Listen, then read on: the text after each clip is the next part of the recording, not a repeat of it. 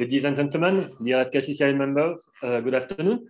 Thank you very much for joining us today for this FKCCI webinar. How should we live in 2021? The COVID-19 brought many changes in our lives, and instead of waiting a return to the previous situation, I would say that 2021 is naturally the appropriate time to take the bull by the horns.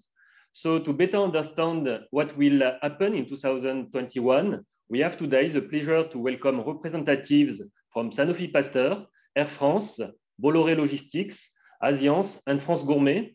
And to open this webinar, Mr. David-Pierre JALICON, Chairman of FKCCI and CEO of DPG and Partners Architecture. Thank you, Cédric. Dear member, dear friend, ladies and gentlemen, I'm very happy to personally open this webinar as it gave me the opportunity a few days ahead of Solal to wish you a happy New Year. I hope this year of the bull, according to the Asian zodiac sign, will give you the necessary strength to pass through this once again challenging year we are facing. Indeed, this year may appear as a transition one toward recovery, raising the question, how we will live in 2021? And if we want to be more precise, how can we live with the COVID-19 for a certain time, as vaccination at a large scale will take time? The resilience of our community, as the resilience of Korea itself, has demonstrated our capacity of adaptation in all the aspects of our life, the condition of traveling, the digitalization of the economy, the new type of consumption induced by our new environment, so-called the new normal. In order to prepare ourselves better for the next months, we are glad to welcome in this seminar our expert members, Mr. Pascal Robin, General Manager of Sanofi Pasteur Korea, Mrs. Moon-Jung Lee, Country Manager of Air France, Mrs. Yoon-Ju, Managing Director of Bollore Logistics Korea, Mrs. Bosun Kim, co-founder of Asiance, Mr. Romuald Peters, CEO of France Gourmet. Thanks to all of you for your participation. I would like to mention as well that despite the situation, the FKCCI remain very active and keep in touch with the Korean authority. We recently raised issues regarding the quarantine condition, the quarantine exemption, the family regrouping, the access to Korean New Deal project, business regulations such as the Serious Accident Penalty Act. We adapt as well our service and events formats to the current paradigm in order to maintain contact with you. We have in this regard developed more remote type B2B missions, new communication channel on Kakao Talk, more regular newsletter, new event type, webinar, meet and connect, 1 o'clock. More operational services, and we have launched as well 2 additional committees on health and fintech. It enables us to be agile and active, whatever the sanitary conditions are. We hope in such a way, we will always stand by your side. But now it's time to give the floor to our speaker before giving you the opportunity to raise your question and comment in this second part of this event. Thank you very much and have a very good seminar, all of you. Thank you very much. Then we propose you to begin with Mr. Pascal Robin, General Manager of Sanofi Pasteur. Hello, everyone. I hope that you can hear me well. That's my pleasure to participate to this webinar today and to share our insight on how we should live in this new year of pandemics and from a particular standpoint of a vaccine manufacturer and provider. So, and to anticipating some of the question, I will just, I would say, insist on the fact that we can give some information today and share some information about the vaccine ecosystem and how it will contribute in the expectations to fight against COVID this year. And I might not answer to many questions around the, I would say, more scientific question about the evolution of the disease, for which we need to ask to the specific expert in that field. But now again, trying to answer directly to the question, I can answer directly with these three main elements that you see on the screen. That definitively 2021 will be a year of pandemic. So 2020 was already a challenging year. 2021 will remain a challenging year where we must be agile to adapt to that situation. The second element at the heart of the discussion, 2021 will be definitely also a year about vaccination, and with a question with or without vaccination, and I will share some more insight a bit later. And the third element, also as a key actor in the field of healthcare, 2021 will be definitely a year where our healthcare system will remain under disruption. So we are not in the balanced world today. We know that beyond the virus threats in itself, the healthcare system will be under huge pressure. So if we can have some more insights. So all of us, I think we have our usual dashboard, and I share with you one of the key elements about where we are today in terms of pandemic, some keywords that we need to, some key numbers that we need to keep in mind with those millions of people which have been impacted. And 2021 will see still the evolution of these virus threats. You have heard that we see emerging some variants today. So for sure, this threat is dynamic. And this is also one of the elements that will be exposed all year long in order to be adaptive in front of these threats.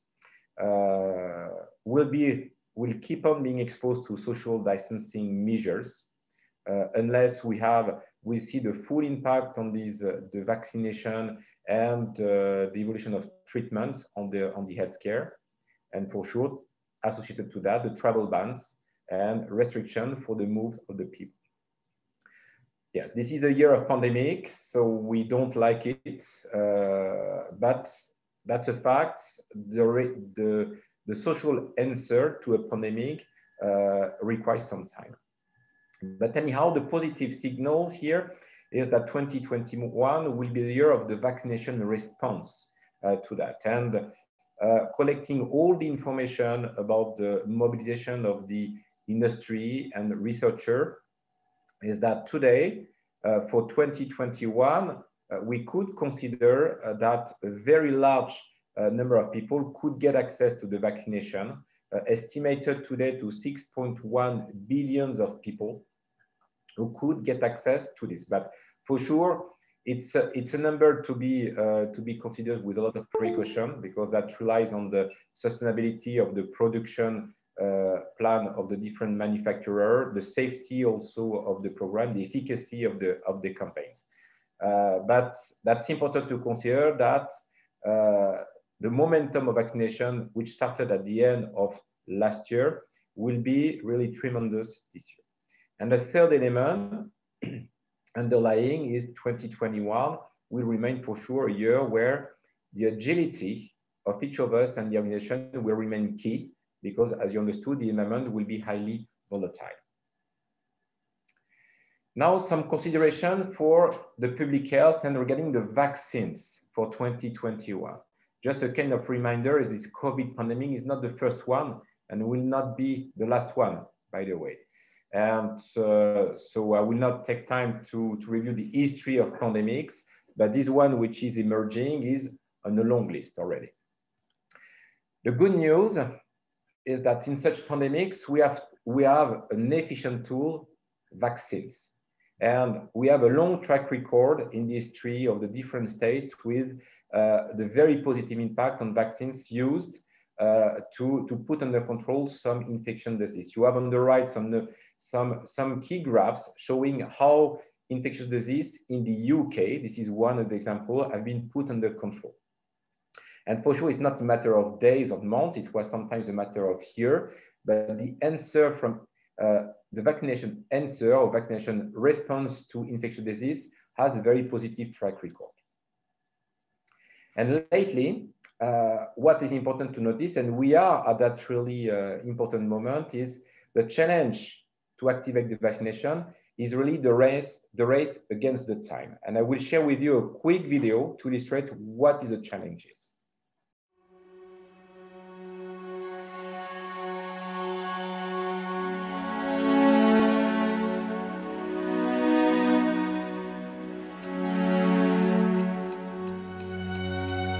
Finding a COVID-19 vaccine is one of the biggest challenges we've ever faced.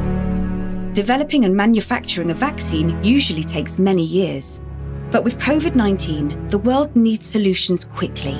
So we're working at an unprecedented rate whilst ensuring we never compromise when it comes to safety. Right now, different technologies are being used to develop different COVID-19 vaccines. We need multiple successful vaccines that can be produced at scale to address the potential demand for billions of doses across the world. No sector or company can address this challenge alone. It requires a collaborative effort, because the more approaches we move forward, the more we increase our chances of stopping the spread of COVID-19. Our researchers across the world are working around the clock to make this happen. And pharmaceutical companies are contributing their science and expertise to help accelerate the development, manufacture, and delivery of vaccines to the people that need them as soon as possible. We are upscaling existing facilities and building new ones. We are developing new processes and recruiting enough skilled staff to manufacture on a massive scale. We are joining forces around the world to ensure the global pandemic has a truly global response. And we are working with governments to ensure that when new treatments and vaccines are approved, they are available and affordable.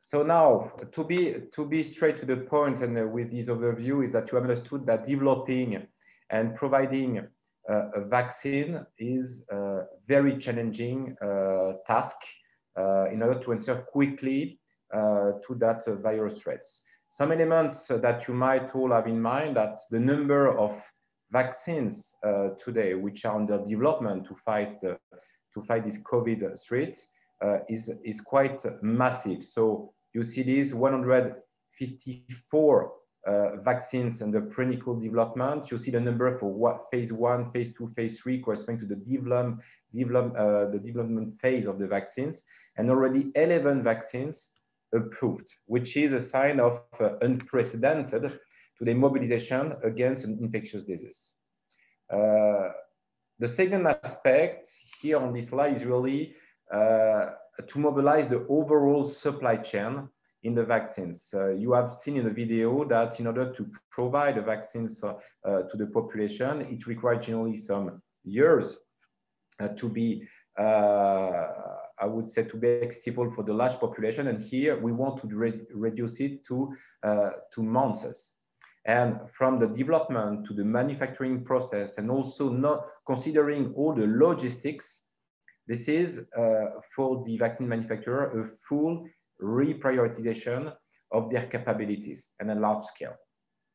And you can see on this graph on the bottom left the impact for the supply chain, the comparison between what is the yearly effort of flu vaccines, what was the effort for the pandemic a decade ago, the H1N1, and what is today the expected effort for the pandemic for COVID-19. So these are the numbers provided by the US KCDC to illustrate what is the challenge in terms of access to the vaccines.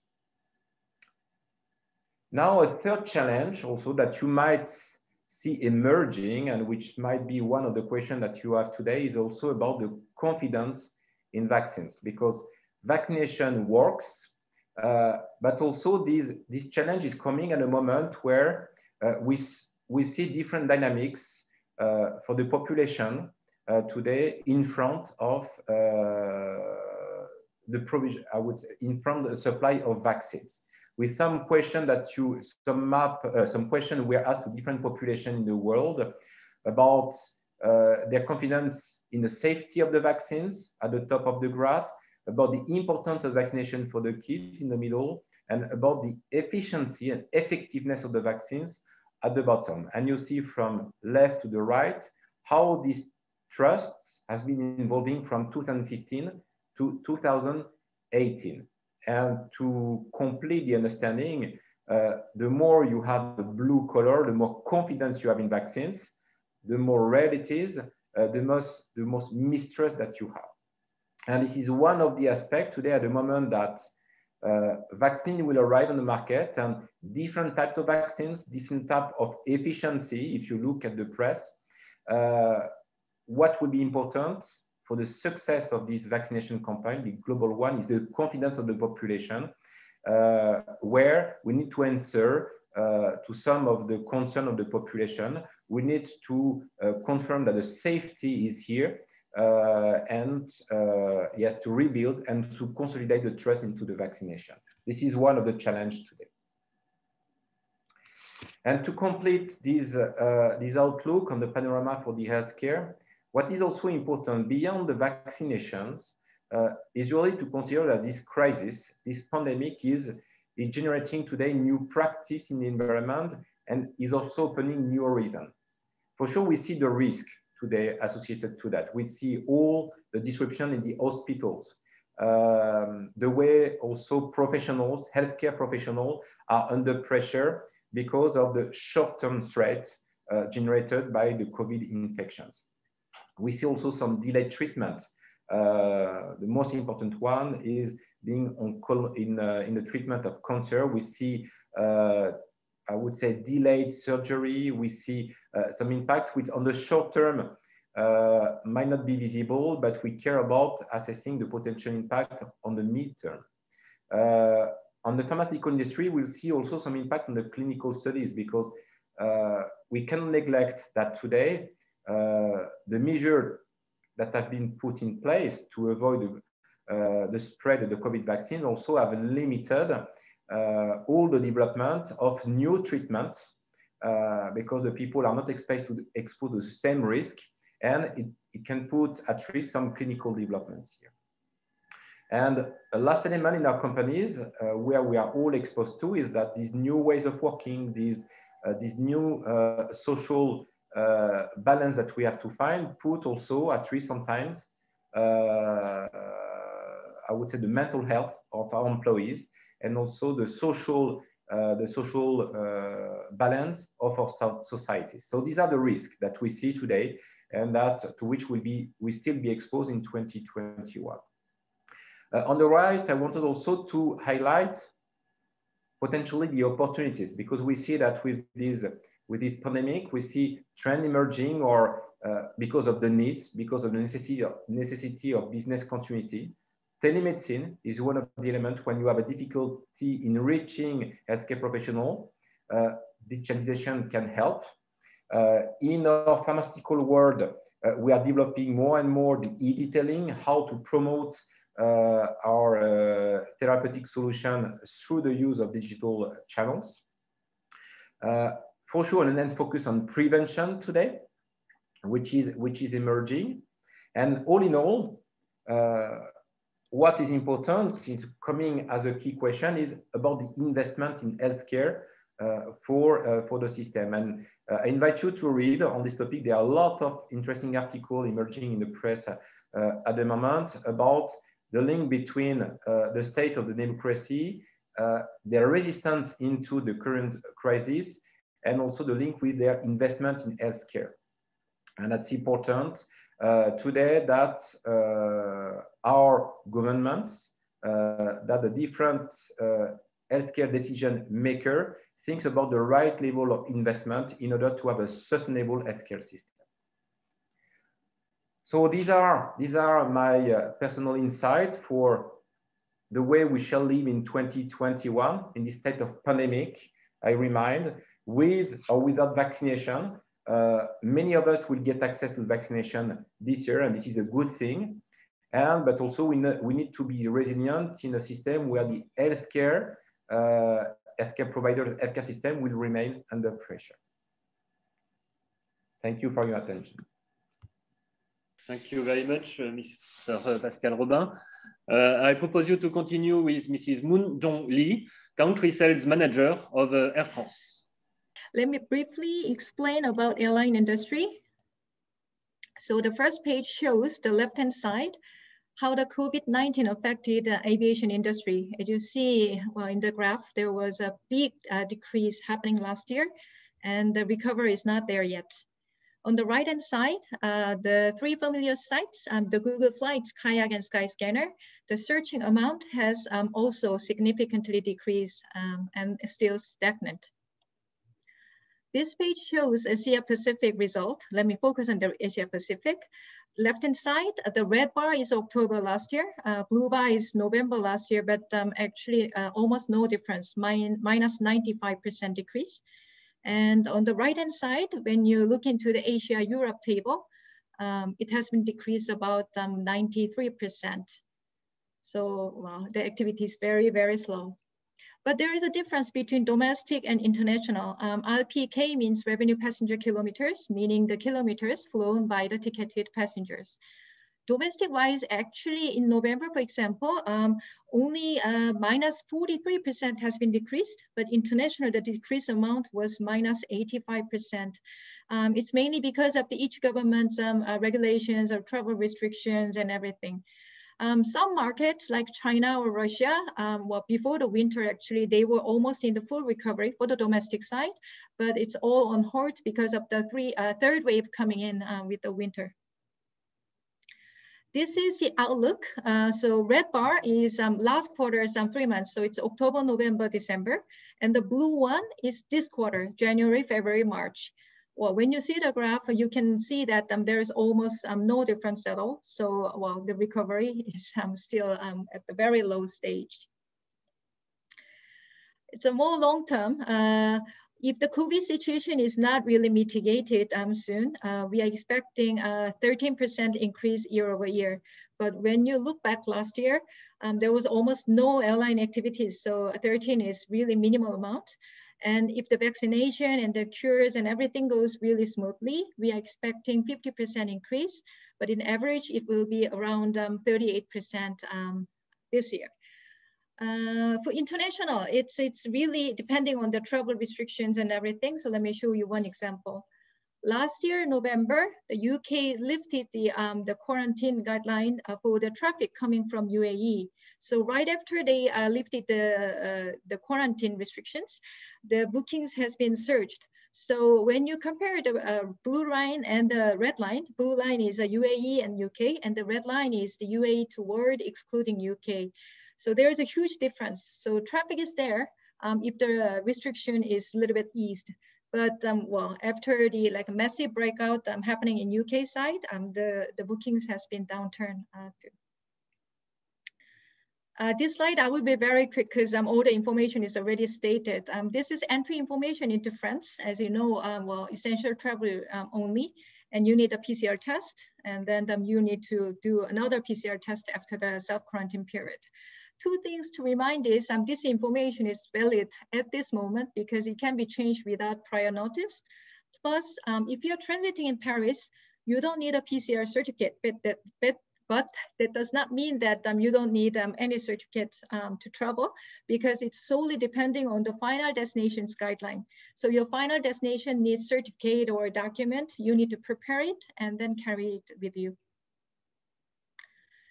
Some of you are interested in vaccine passport or travel pass, whatever the name they call.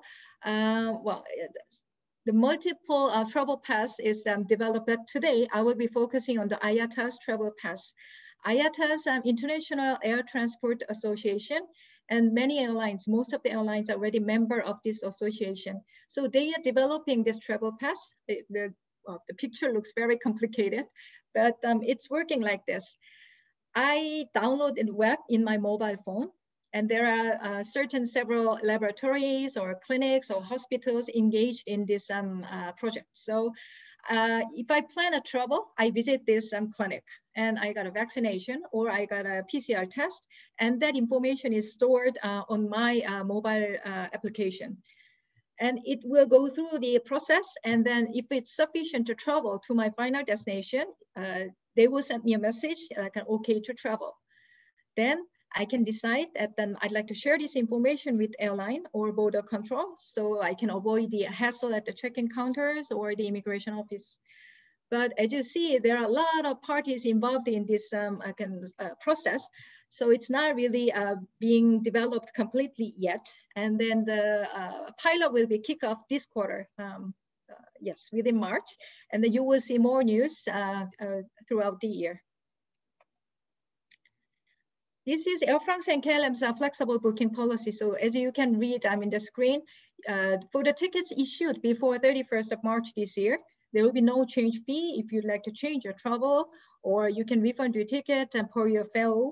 But you must change or cancel, if you'd like to, before the departure date to avoid the no-shows.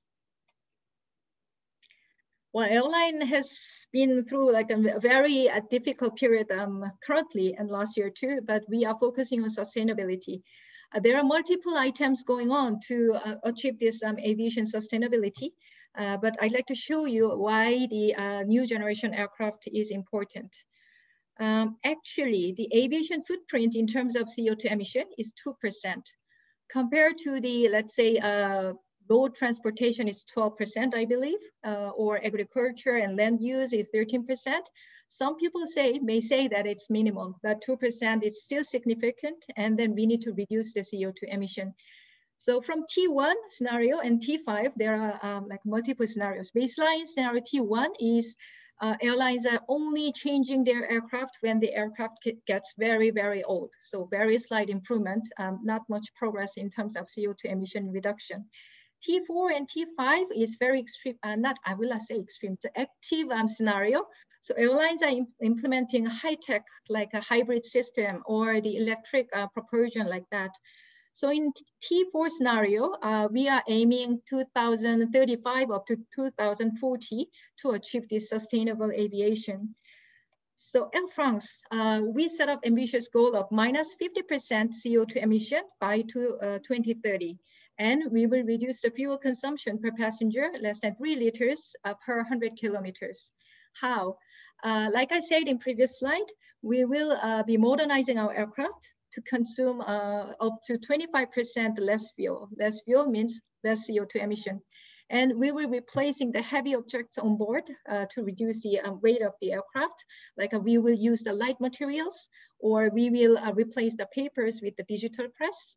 And we are also implementing the eco-piloting and then optimizing the flight plans. And as you see in the screen, we are replacing the single-use plastic items with the bio-based alternatives.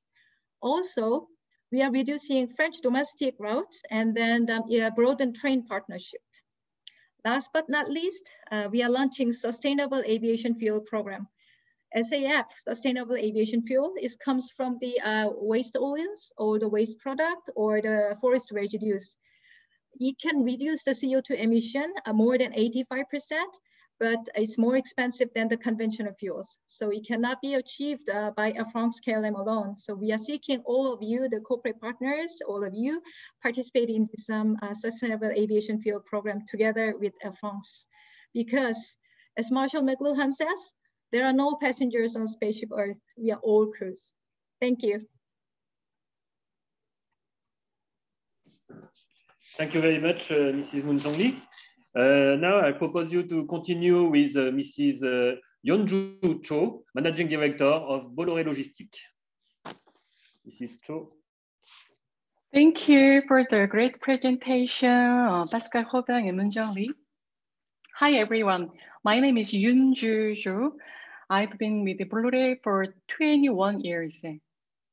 I'm very excited today to share about changes in the global supply chain in 2021. Before starting, I'd like to briefly introduce the group Bollore, which was established in 1822 in France and opened its entity in Korea in 1988.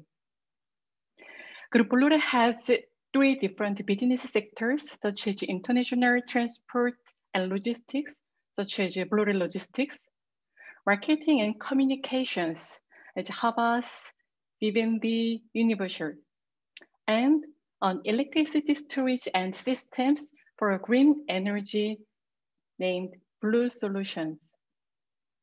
Totally 84,000 employees are working in 129 countries.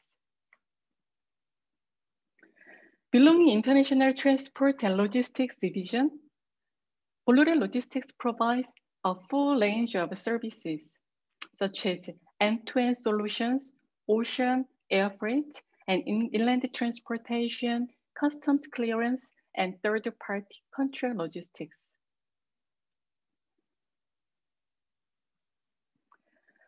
Last year, capacity of the transportation has been drastically reduced for the pandemic. Airlines canceled up to 80% of passenger flights, which usually carry 40% of the total cargo. The numerous capacity cuts and lack of equipment, but strong demand for PPE, personal protective equipment, and test kits led to a dramatic increase of freight rates for both air and sea shipment. You can now recognize why the post office started to provide only EMS service since COVID-19 because of the capacity storage reasons.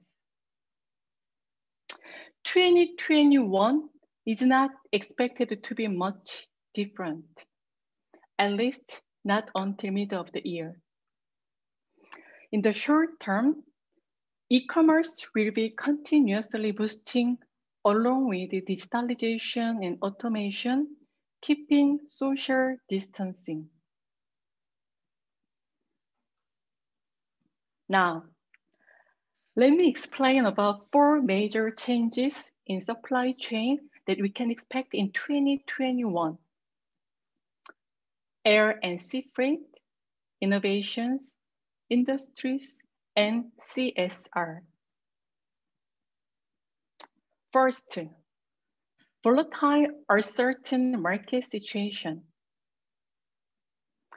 This year, air demand and rates are expected to remain high, and shippers may have to pay premium prices for space. Vis-à-vis air capacity, if the rollout of the COVID-19 vaccine is successful, passenger flights may slowly pick up, although IATA, International Air Transport Association, says it may not be back at scale until at least 2024. Sea transport suffered a similar fate. The ensuing operational disruption turned into delays, congestions, surcharges, and extended transit times. Global schedule reliability plunged to the lowest in years, as only 50% of ships are on time compared to 2019. This problem will likely persist until mid of 2021. Restocking is expected to keep demand strong this year, so rates will remain elevated.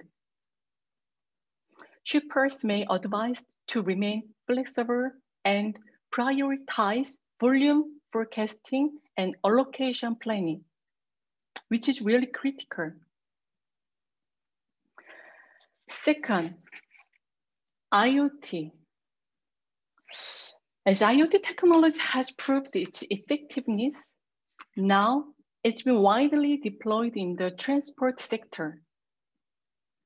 Every stakeholder in the supply chain is connected to systems and networks, ensuring an end-to-end flow of information, thanks to the IoT. IoT solution is more and more providing full visibility and monitor parameters like temperature, hygrometry, shocks, and luminosity using IoT sensors that transmit data in real time. In fact, other than mere tracking or tracing, business large, small, or medium-sized, can make data-driven decisions that improve operational efficiency using IoT, which is also a sort of insurance against risks, especially those that can be managed rapidly and prevented from ever happening or reoccurring.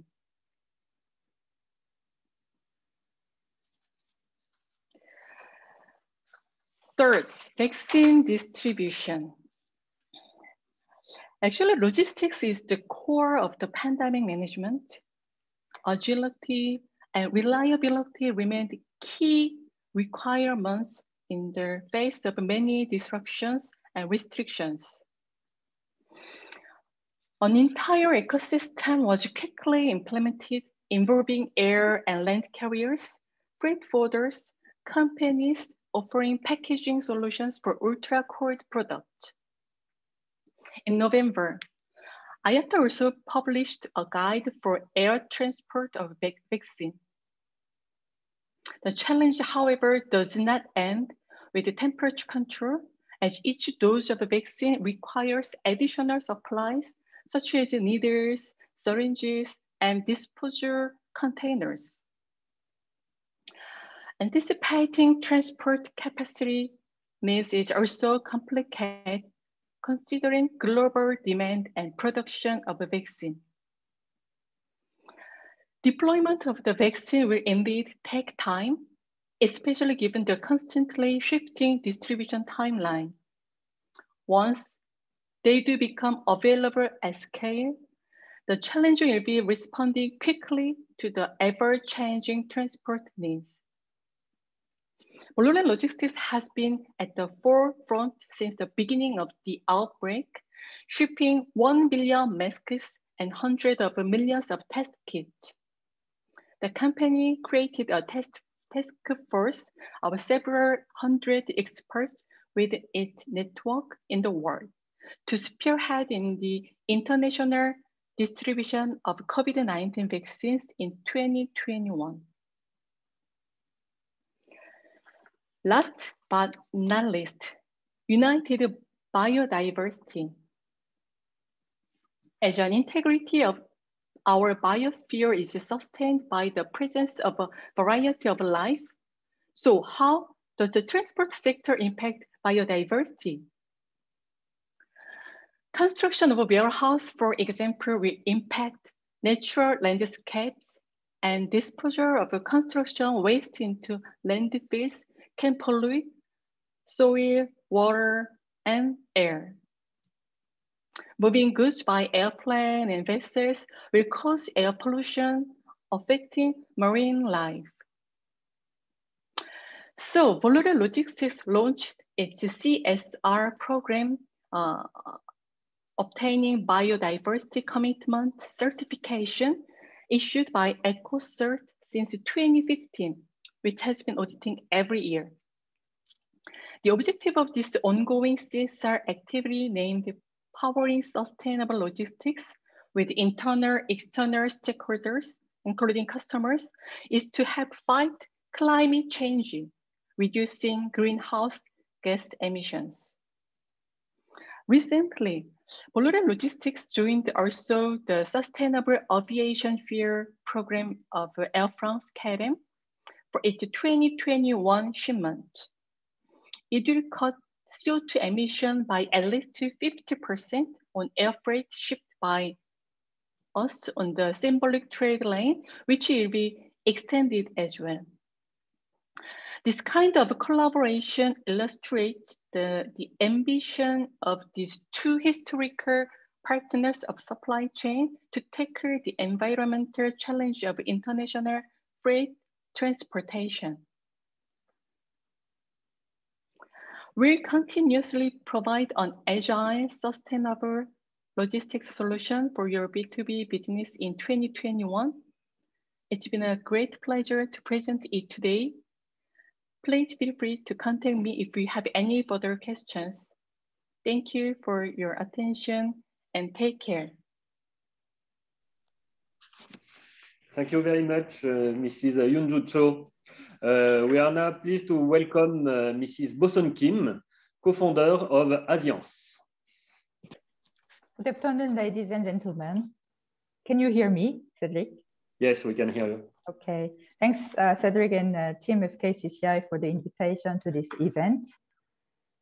As introduced, I'm Bosun Kim, co-founder of Asiance. And Asiance is the first brand tech partner in Asia and also an advanced model of digital agency. I have been working in digital agency past 20 years, and I'm very impressed by today's dynamic trends. And today, I'm very happy to share with you some of the recent information and trend, and also my personal insights about the impact of all this digital transformation on our daily lives. I have 10 minutes, and it's a very short time to cover details. So I will stay quite on high level. But please contact us, me or our team, if you have any detailed question after this webinar. Yes, first I was asked to explain what Untag is. So you didn't know about it before, don't worry. It was a new word created in Korea. Untag is a combination of negative prefix on and the word contact. And it means no face-to-face and avoid contact with other people. And here, other people means other consumers, but also service providers. And actually, some of Untag service was already created since 2017. I could find information from them. Because of young generation who didn't want to meet service provider for some case, and also some companies who want to replace human resource for certain service to reduce long-term cost and also increase efficiency. And during the pandemic, it accelerates because of the fear of contacting COVID. In fact, contact is also at the heart of Moon Jae-in government's New Deal program in reaction to the growth slump caused by the pandemic. As we shared in the previous sessions, COVID changes our life totally.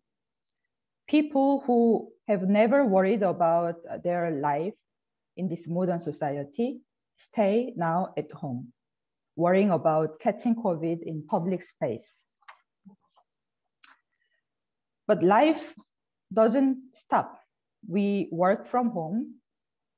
Kids take their online classes, and we try to still enjoy our life at home. So the consumption of home meal replacement, food delivery service, and wine consumption, many things increased strongly. It also changed the conception of home for Koreans. Finally, we put more importance on home decoration to feel better when we work and stay more time at home. Also, furniture sales increased a lot for living, dining space, and also home office area. The screen that you see here is a Korean app. If you don't know, 오늘의 집. It's a very, very famous now. It's combination of e-commerce, community, and also influencer marketing. This is a good example that you can maybe check later. With this trend of spending more time and everything that we do at home, online shopping, especially mobile shopping volume increased naturally. Digital giants Naver and Kakao they didn't lose this opportunity, and both of them launched their live shopping services, and they got a huge result. These apps allow sellers and consumers interact during the live shopping show, and these kind of apps helped a lot in the beginning of the pandemic, especially small and local businesses to sell their products. And now even premium and luxury brands are joining these kind of platforms. Luxury brands had great results last year thanks to flex consumption trend. In case you are not familiar with this concept, flex consumption is buying expensive goods as luxury products to showcase it on social media. According to Saramin, one of the famous HR platforms in Korea, more than 50% of 20s and 30s, they think flex consumption is fine, it's positive. Buying a luxury product is a kind of gift to themselves to relieve stress and to enjoy their life better in this difficult situation. From this Thursday, we are starting Seollal holidays. All Koreans prepare some gift for their loved one. And Kakao starts the first e-commerce feature specialized for gifting in 2010. And I think it was very smart strategy for Kakao. Because when I select a gift for someone, I don't start by comparing the prices, and I think more about the emotion that the receiver will feel. The journey is quite different from other types of online shopping. I can send a personalized e-card with emoticons along with my gift. Through this special shopping platform, Kakao Talk Gift, the name in Korean 선물하기, sales volume is increasing very fast, and more high-end luxury brands are entering this platform. Online commerce market become mature, and we can see more and more subscription model services from content provider like Netflix and Korean one Publi, to here the example of Naver's newly launched paid membership service. I have to give you an idea. The market size of subscription business is estimated about 40 trillion won. Financial sector players are also pushing aggressively on tech services. These days, we don't go often to the bank anymore, except in the very special case where we need to really get there physically. And many people use open banking services like Kakao Bank, which is entirely on tech. And credit card is the most used payment method for online shopping. And credit cards offer various fidelity points in Korea, as you know well, if you are in Korea. And credit card companies are creating a special untagged cards offering more points to untagged purchases. For example, here on right side, this is a picture, very recent picture about partnership announced between Hyundai and Naver to create a special Naver branded card.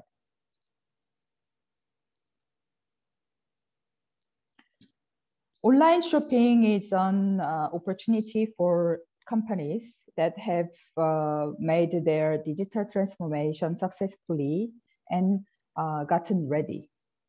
But for others, it's also a big challenge.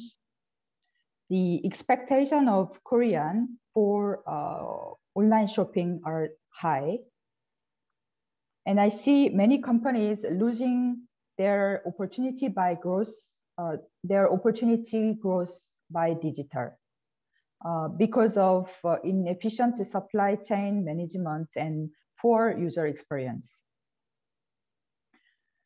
Even for those who transform well as a strong e-commerce player, most still have big steps to find sustainable logistic and package solutions. And it's very important to find this sustainable logistic and packaging solution to keep improving user experience and also to growing their business. So this is my last slide about presentation. And actually, I want to finish by this information. As I show you in the previous slides, e-commerce is growing very fast in Korea, and our team Asiance we are looking for more talent who can support this e-commerce growth for many brands.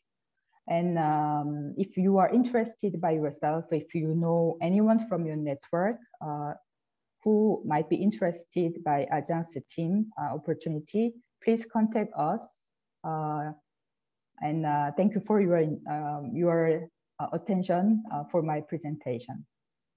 Thank you very much, Mrs. Bosun. Now we will continue with Mr. Romuald PIETERS, CEO of France Gourmet. Bonjour everybody, vous m'entendez? Do you hear me? Yes. Okay, let's go. So good afternoon everybody, thank you for attending this webinar. I am Romuald PIETERS, CEO and co-founder of France Gourmet.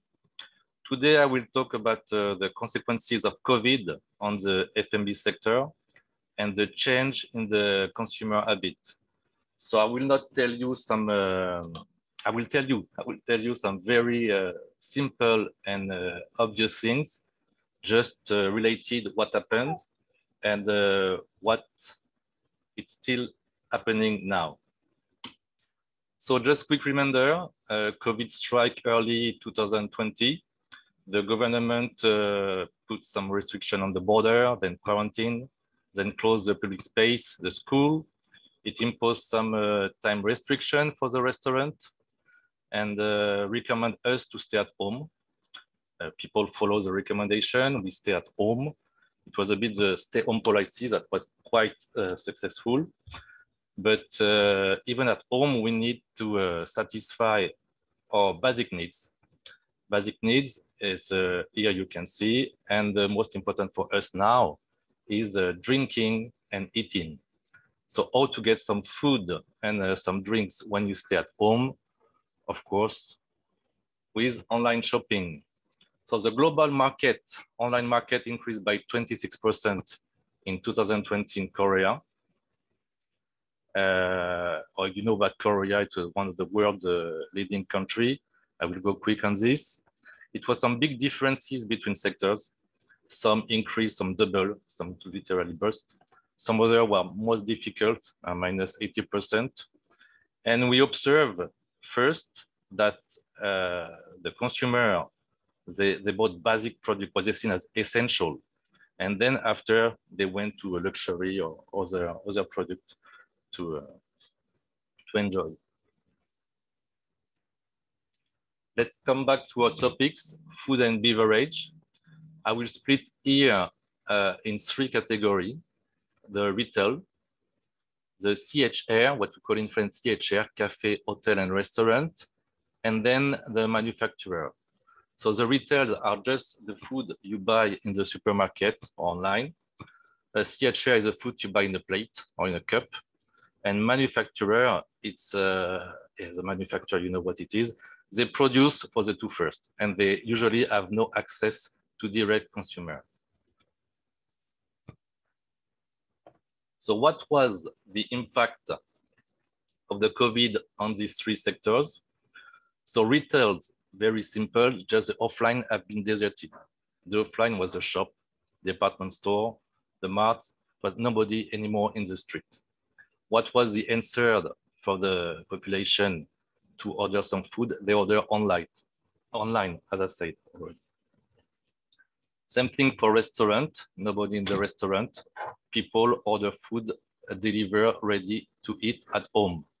They also start to drink at home. And the hotel, people didn't go to the hotel anymore, but on weekend, people went out to have a bit some fun in the hotel. Manufacturers, it really depends on your client, customer. You can imagine that if you produce cookie, for example, for hotels, you spend a very bad 2020 years. So let's have a bit of insight on the retail market, online food and beverage retail market in 2020. It increased by 66%. What was the main consequences is that the main actor just become bigger, Coupang, Imad Curly, just become stronger. We saw the development of huge distribution and logistics center. You can see here the picture. It's the Coupang Ichon Center, the new one, and they have not a lot, but they have some like this in the country, and they are building new one as big as this. So this actor became like the key player in the food business. You cannot, if you want to order food, you cannot order without them. And another thing is there's not only the big one, but small company like me, they also sell online, and they sell online through a Korean system of transportation we call TechPay. And there is many companies like CJ TechPay, and these companies have totally exploded. They are in the red. There are even article in the newspaper, some people die. See, they work a lot.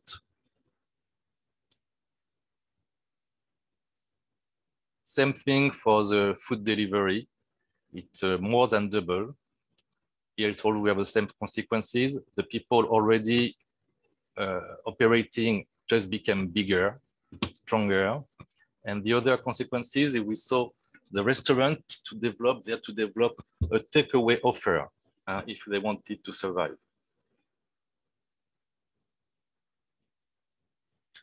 A quick look at the hotel and the alcohol industry. So for the hotel industry, the situation is quite critical. Almost no visitor in 2020 in Korea.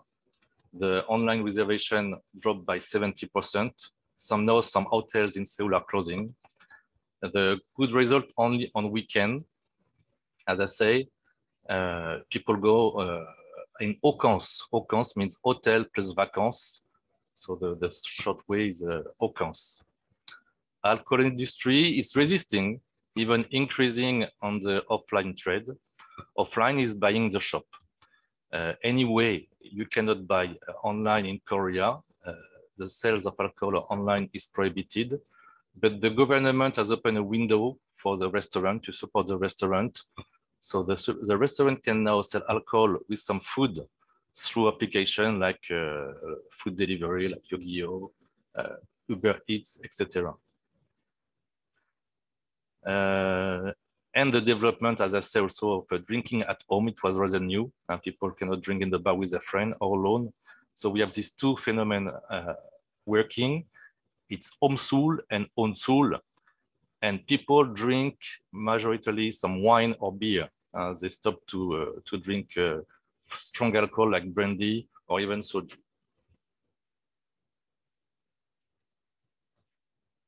So was it a digital revolution? No, it's an ongoing revolution. It's the revolution already for 10 or 15 years. The COVID has just accelerated the trends of the consumer habit in the food sector, like in other sectors. This is especially true for the retail market. It can only increase in the future. It's not over, it just will develop. And from the business side, if you want now to open a new business in the food sector, and you don't consider selling online, that's your responsibility. Let's see now a quick example of the COVID impact on the small company, France Gourmet, which is my company. We produce charcuterie since 2013. From the beginning, we decided to sell online. When I first came in Korea like 15 years ago, and I saw my mother-in-law ordering food on internet already and having the food delivered the day after, I was shocked. So I always keep this in mind. And when we start our business, this is what I wanted to do, online distribution. Why online? It's very easy. I did a small comparison with offline now. Offline means to have a shop. When you have a shop, when you want to sell product, you must have a good location. Often is the city center to be near the people. We have certain power and money, but the rent is expensive. Online, you can be anywhere, not anywhere, but you can be in the suburbs. The rent are cheap. In the city, the space is limited. In the suburb, you have no limit in the space. The limit is just your money. You can have a 2,000, 20,000 square meter building. It's not a problem. And the last but not the least, when you have your shop, you have a limited number of customers. You sell online, you have access to the whole country or more. So the first 2 years of our activity, we stick to the plan. So online distribution, you can see we had 80% of direct sales on our website. And the CHR hotel and restaurant occur for 20%. 5 years later, in 2019, we filed the business plan.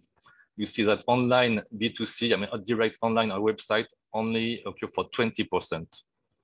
And what is growing the most was the hotel and restaurant. We had special product that really were famous for the restaurant and maybe not ready for the population.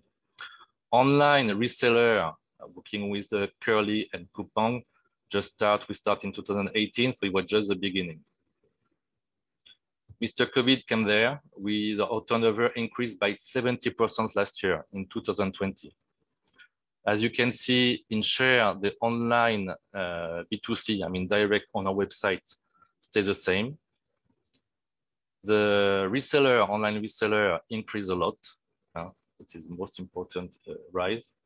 And the CH share reduced to 40% in share.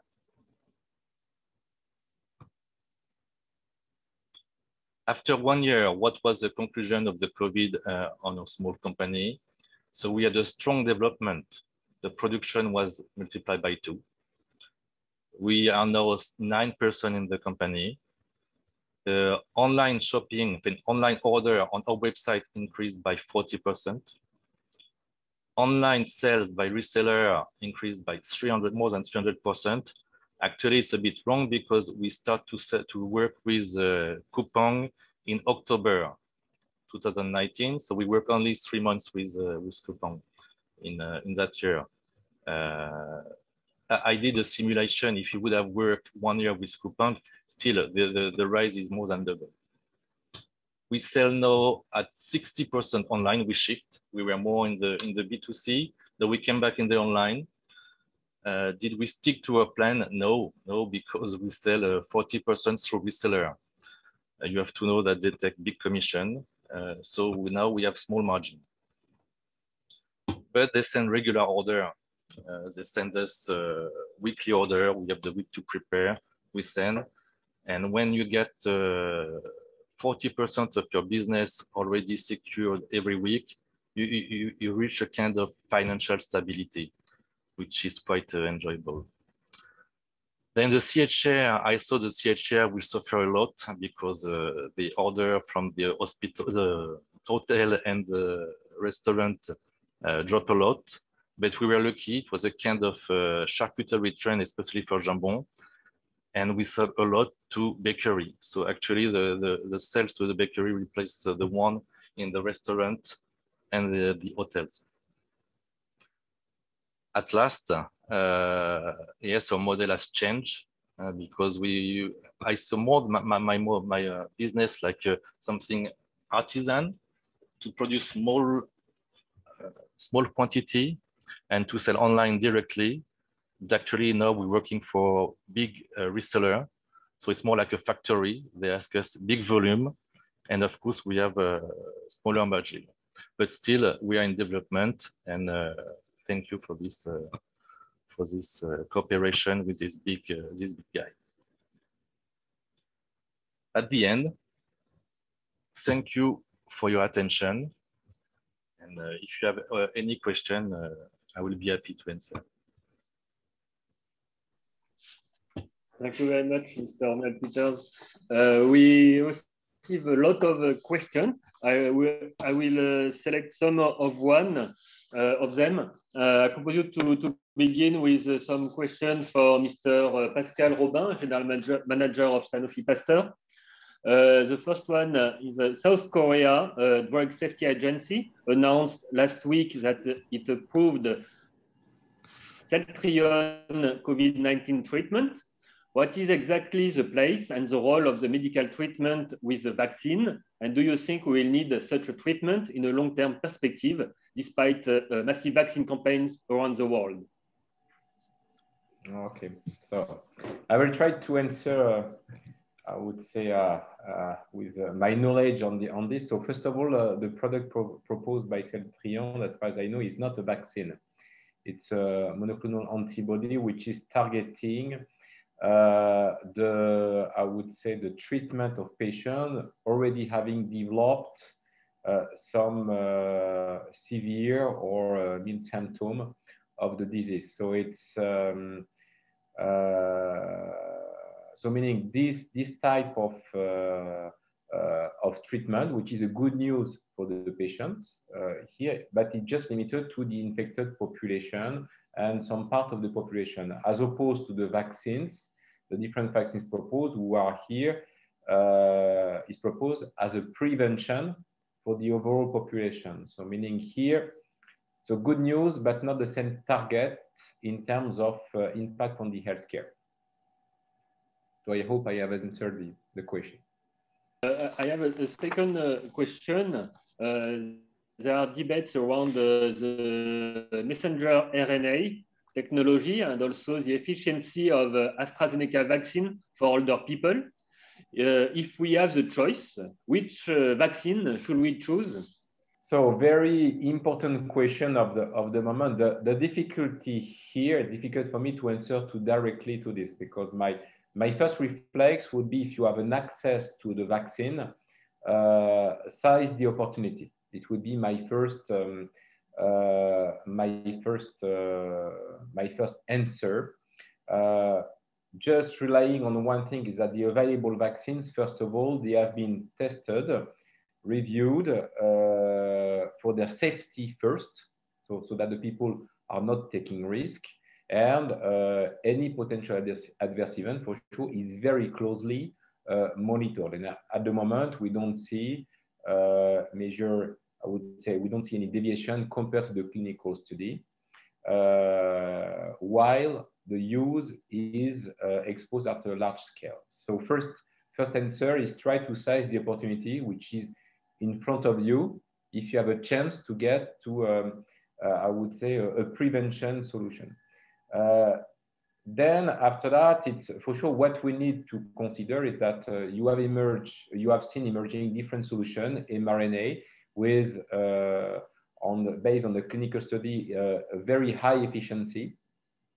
What we have read from AstraZeneca vaccine is it has the required efficiency which was requested by the WHO, and this is why this vaccine has been approved. But it seems also that the efficacy is not the same depending on the, I would say, on the population. So the only recommendation, to be clear, is to follow the recommendation of the health authorities to be sure that the vaccine is suitable for your age group or for your category at risk. And I think I will rely here on the general framework.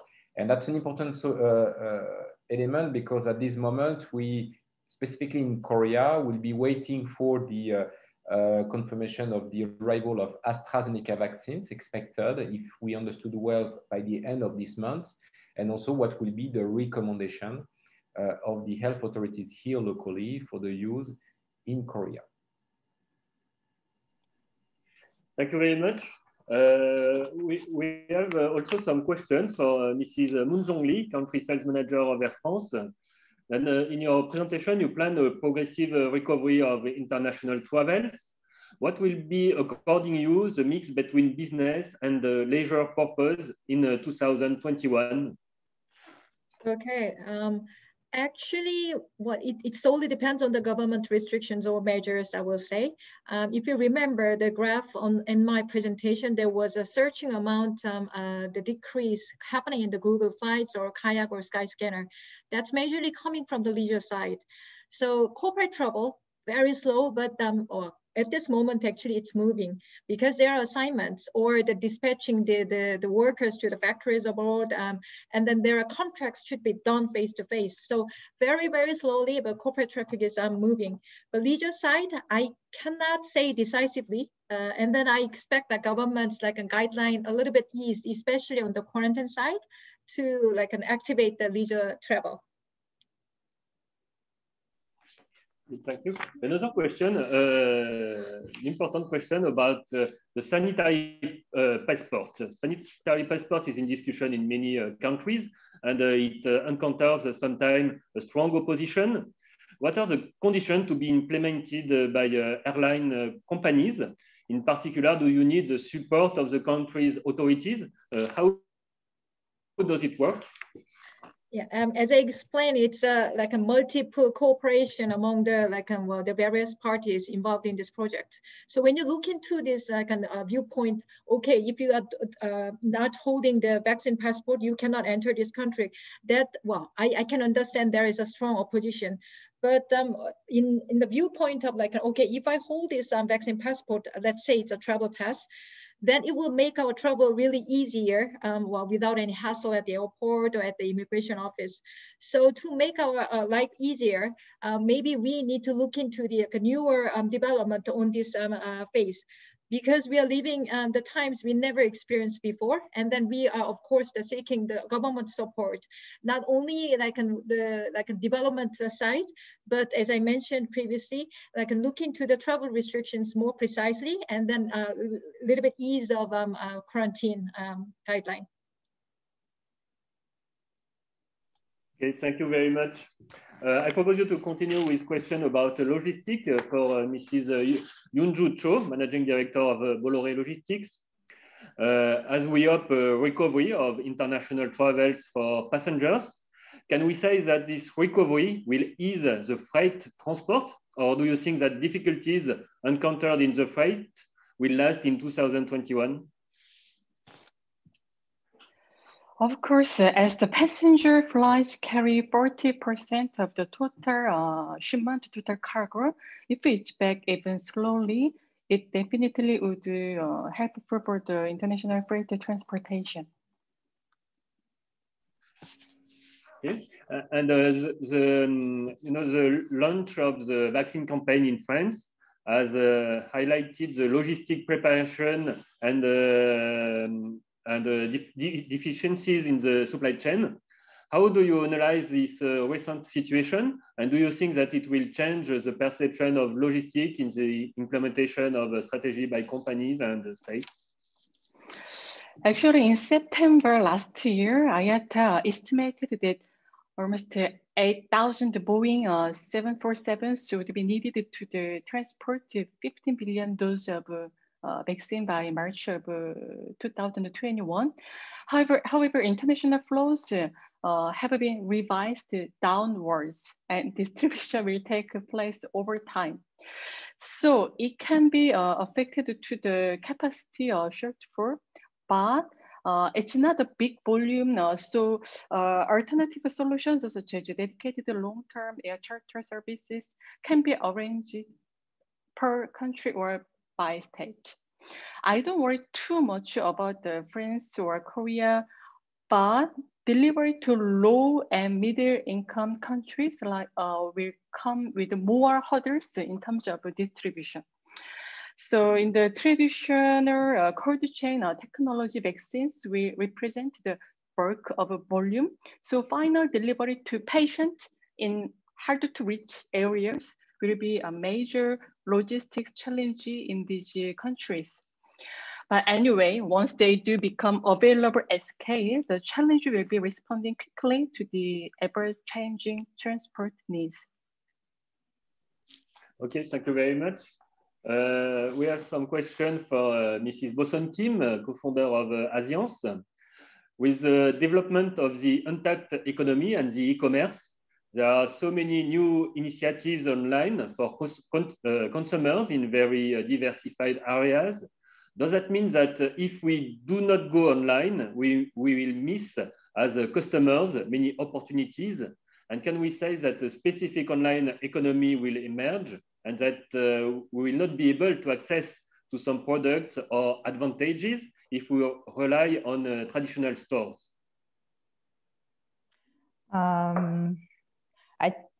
I don't think we can really separate online economy and offline economy, especially in a country like Korea, but not only in Korea in these days. For example, of Korea, internet users portion is about 95%, and online commerce user recent data, it's almost 80%. I believe it's even more. So I think we should have really omni-channel approach.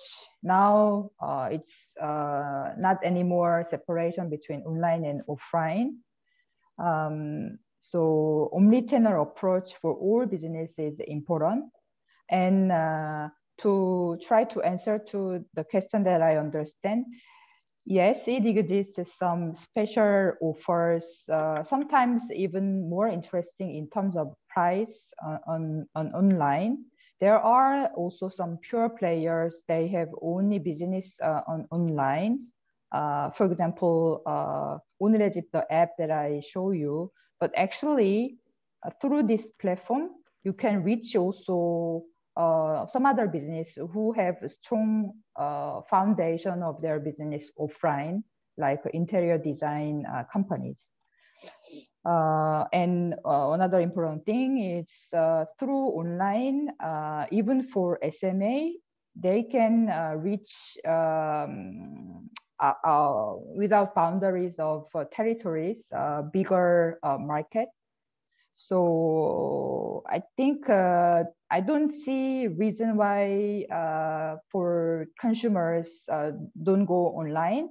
And consumers should also understand business have this omni-channel approach today. Thank you very much.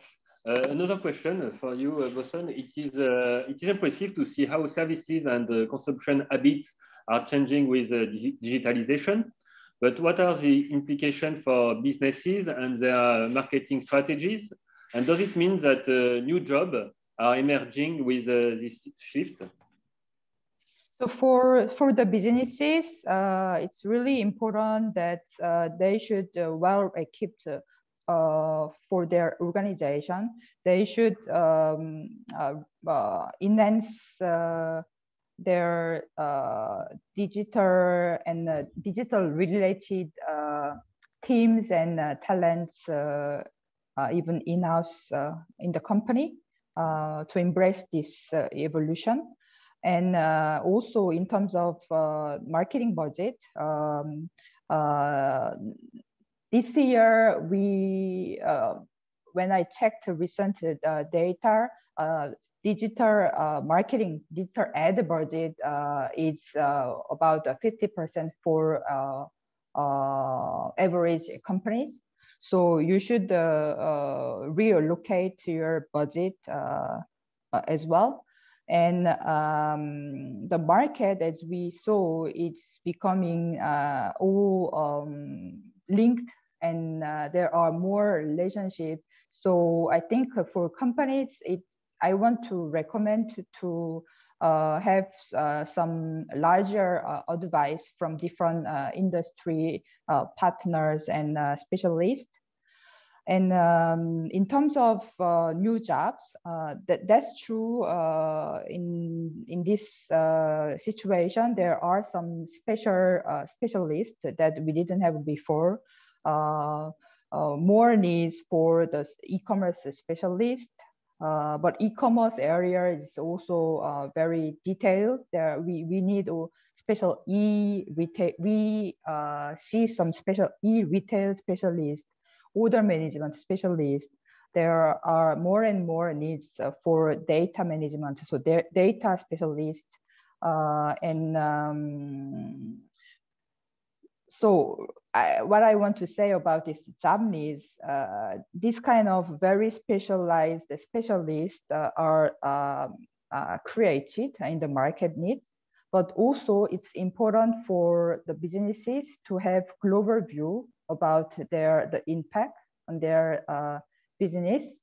As we checked today, digital marketing, I believe, cannot have a big meaning in this situation. It's all about explore opportunity larger and innovate and amplify their growth.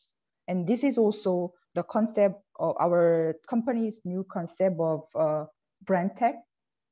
So yeah, I think there will be more and more new definitions of jobs. Thank you very much. We have some question for you, Mr. Romuald Peters, CEO of France Gourmet. We saw that your business model has been transformed in 2020. You work more and more with big online resellers, and you say that there is an impact on your margins. Does it also have an impact on your product as well, and on the range of your products? No, there's no impact on the product. We're still doing the same product now, but not yet, I would say, because working with these big guys give us a lot of opportunity. When you see that now you have access to the whole country, because like almost everybody is shopping on Curly and Coupang, some idea came. So our offer was very French. We did like very French delicatessen. It works now. People, it was very difficult, but now it works now. And I'm now thinking to develop new product, a little bit more oriented for Korean people, because the customer are Korean. They have their own taste, they have their own specification. So I want, of course, it will be basic French product that I will try to either adapt or identify the product for the Korean market. I'm working on it now. I cannot say more than this. Okay. Thank you. Thank you. Another question. We noticed that those big online resellers work with small or medium producers that give them negotiating power. Do you think that this phenomena will change the sector and lead to a consolidation of the market? Maybe producer will have interest to cooperate more and even to negotiate with bigger structures or organizations. Finally, do you think it will lead to fewer but bigger actors in F&B production? So there is several questions in your question. So I will try. So first, you don't have a real negotiating power when you work with Coupang or Curly. They have their own condition, they have their price, and you have to fit. Otherwise, you cannot work with them. Same for delivery service. I mean, it's a bit David against Goliath. So they fix the condition, you produce, you deliver, and if you can fit, everything is okay. It's no problem. So I won't say we have negotiating power unless they really want your product. But the competition is very strong, and you can find no different product than yours, but I mean the same kind of produce very easily on the market. And I don't think, because there is many actors on the market. I saw even some now new future group coming. I mean, like some group like Curly, like Coupang, people try to copy, or to try to develop some other. There is a lot of small actors also in the food sector. Everybody wants to do his own website too. So the one who will work with the big, of course, will become bigger quickly. It's obvious, but it's not access Bosun. It's not the only channel. Some people can make a very good business with working offline, for example. So you don't have, so yes, we'll have some company will become bigger, but there is a lot of opportunity in Korea. It's very dynamic markets, and you should not, you should see everything. Look at France Gourmet. Just before the COVID, we start a new, we had already the catering activity. We start a new company. I mean, ready to be more present on this sector just before the COVID.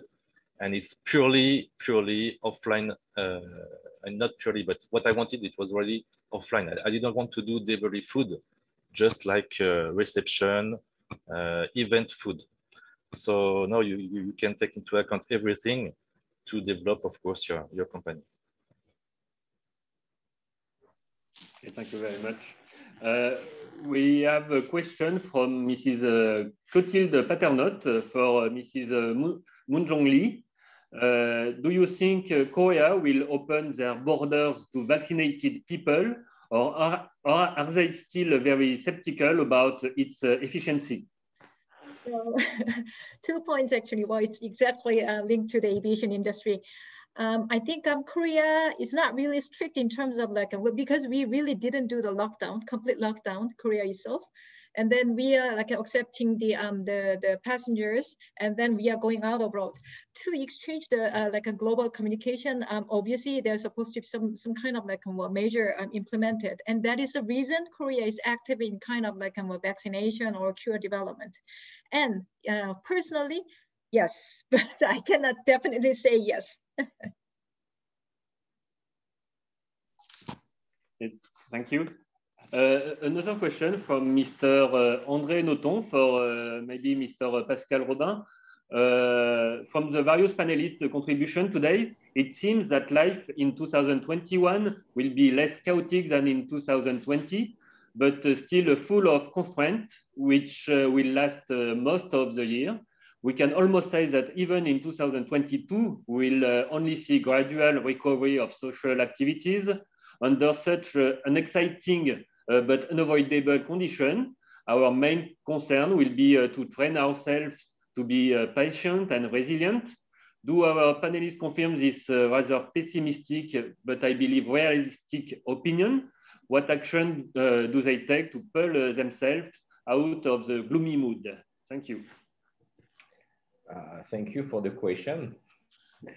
So definitely you can take this question in a different perspective if you are more optimistic or yes, a pessimistic person. Now, I would say to answer, to try to answer as clearly as possible, the first thing is really to consider first that in 2021, we know more about the strain than in 2020. So meaning the answer, the measure today, we have more knowledge on the disease, we have more knowledge on the measure which could be taken, and here in that case, we accumulate a lot of information, experience, who can help the population and the authorities to take the right level of measure. This is the first element. If you compare to 1 year ago, we were in a complete reactive mode, not knowing exactly, and this is where you can see, if you compare the two periods, you can see that at the moment we learn how to live with the threat, where the vaccination is just starting, where 1 year ago we were trying to avoid the threat. So this is a different thing. And now maybe the pessimistic touch is the threat is still here. This is a fact. This is what I was sharing in my presentation. So we cannot avoid it. We see also these variants coming, so the threat can evolve, and meaning we need to get prepared to be agile again. And for sure, we are not so close to a full recovery of normal social life. but step by step, we'll see. So personally, I'm convinced, and we mustn't be too pessimistic here, but I'm convinced that we will recover by step, thanks to the vaccination, thanks to the learning on the threats,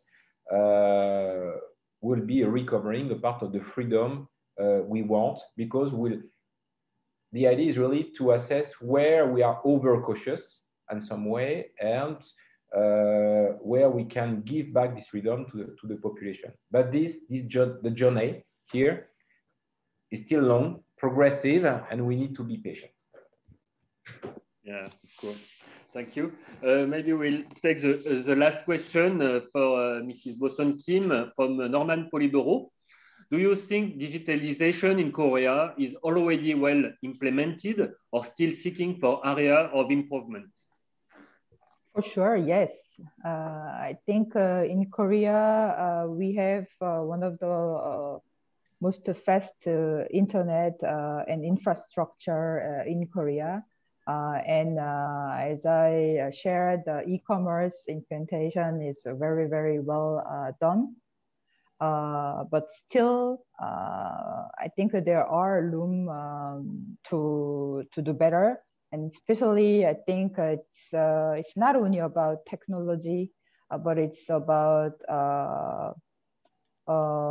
creativity and exchange and the digital. And I think we need more open-minded strategy and more project, more content talk about Korea outside. And I think from outside we can bring more creative content and strategy for Korean digital ecosystem as well. And also for e-commerce, still I think main players, Korean big companies are very Korean. And even today, the year 21, some global companies have some technical challenges to fully use Korean digital features and services. So I definitely see room that we can do better. And I always encourage people from outside to come to Korea and to do business with the Korean people. And also Korean, also we are going to in other countries to bring Korean innovation and Korean e-commerce to bring some other country where they don't have this kind of Korean marketing service. Yeah, to make it short. Yeah. Thank you very much. We are a little late, and it's already time to conclude. I would like to warmly thank our speakers, Mr. Pascal Robin from Sanofi Pasteur, Mrs. Moon-Jong Lee from Air France, Mrs. Yoon-Ju Cho from Bollore Logistique, Mrs. Bosun Kim from Asiance, and Mr. Romuald Peters from France Gourmet. Thank you very much. Thank you for your precious insight. We have a better understanding of where we are going in 2021. Thank you for your large participation. We had today 70% connected in live. Of course, FKCCI will stay mobilized for all of you. Don't forget to follow us on our social network, LinkedIn, Facebook, Twitter, Instagram, and KakaoTalk. You can find all our replay on in our YouTube channel. I wish you a happy Lunar New Year holiday. Thank you very much.